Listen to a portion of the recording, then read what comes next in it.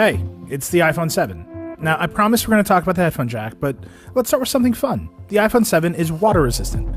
It's not quite as water resistant as Samsung's phones, but it's still not going to freak out if you get it wet, and that's awesome. The new iPhone 7 and 7 Plus look more or less exactly like the iPhone 6 and 6 Plus from 2014. There are some small differences like stereo speakers, tweaked antenna lines, and a bigger camera bump, but the biggest change in the new iPhone is the removal of the headphone jack.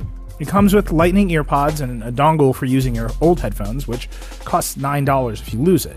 Apple's forcing a big change by taking away the headphone jack, and the ecosystem around that change is pretty immature.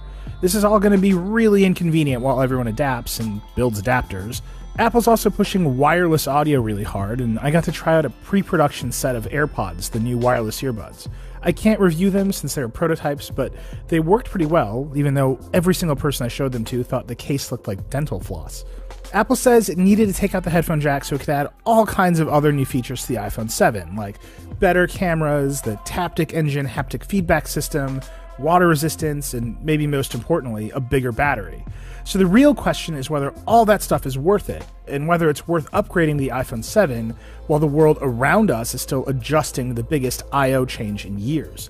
The iPhone 7 is one of the most beautiful, refined designs Apple's ever made, particularly the two black ones where the antenna lines blend right into the sides of the body. But let's be honest, the second you stick this thing into a case, it looks just like the iPhone 6. The Galaxy Note 7 might have problems with exploding, but from a visual design perspective, Samsung's definitely pulled ahead this generation. Inside the case, these are completely new phones though, with a bunch of interesting ideas. Take the home button, for instance. It doesn't move anymore. Instead, it's totally solid. The Taptic Engine makes it feel like a click when you push down on it. If the phone is off, it doesn't move at all. You can set it to 3 different levels of feedback, but none of them feel like a real button. I'm okay with this, but other people who've tried my phone really don't like it. You're going to have to try it yourself to understand it. The Taptic Engine also adds all kinds of other fun feedback to the phone. When you drop the notification shade down, the phone bumps a little bit. It's way more useful than 3D Touch, which I always thought was a gimmick and still hasn't really caught on. The iPhone 7 and 7 Plus also have the new A10 Fusion processor. It's fast, but it wasn't noticeably faster than my iPhone 6s Plus during my boring day-to-day use. I'm sure high-end games and other apps will eventually take advantage of this new processor, but that'll take some time. The real news with the A10 Fusion is that it has 4 cores, 2 of which are special low-power cores. That means the phone can use less power and you're not stressing it, saving battery life. In about a week of use, I got 8 to 10 hours a day of battery life with the iPhone 7 and about 10 to 12 hours of battery life with the 7 Plus. That's pretty much what Apple claims, but depending on how much you use your phone during the day, it could be just the same as the 6S. The other big news of the iPhone 7 is the improved camera. It's an improvement over the 6S, but it is not a huge leap, and it's about the same as the Galaxy S7. The front camera on both new iPhones has been upgraded to a 7-megapixel sensor, while the rear camera on the regular iPhone 7 has a faster f1.8 lens and optical image stabilization, both of which improve low-light performance.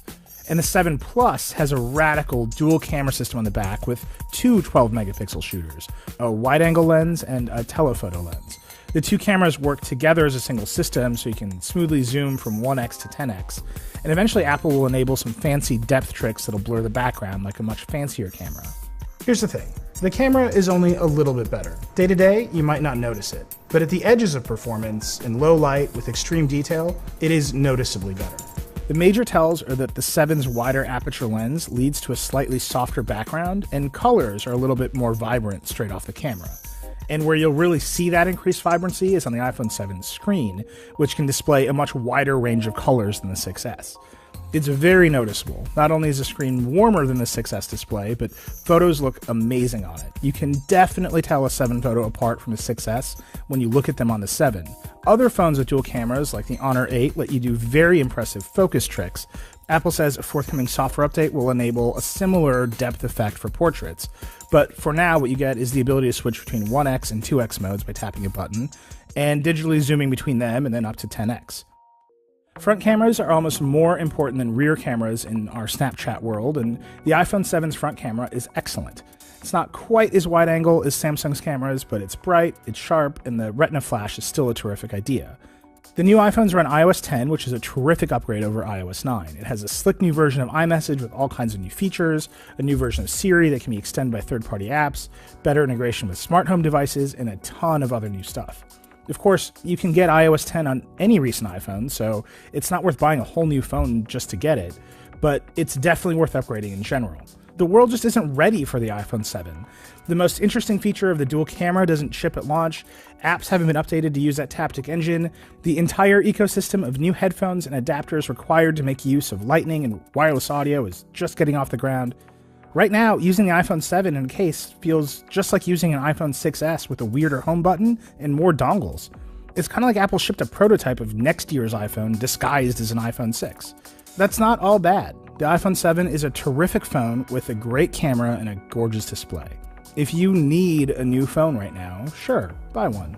The iPhone 7 starts at $649 for 32 gigs of storage and goes all the way up to $969 for a 7 Plus with 256 gigabytes of storage. But unless you're excited to live that early adopter life, you won't be missing out on much if you wait another year. Look it up. Perfect. So you want us pointing at the camera. Hey! So much fun shooting. So good. One more, the brightness needs to come down.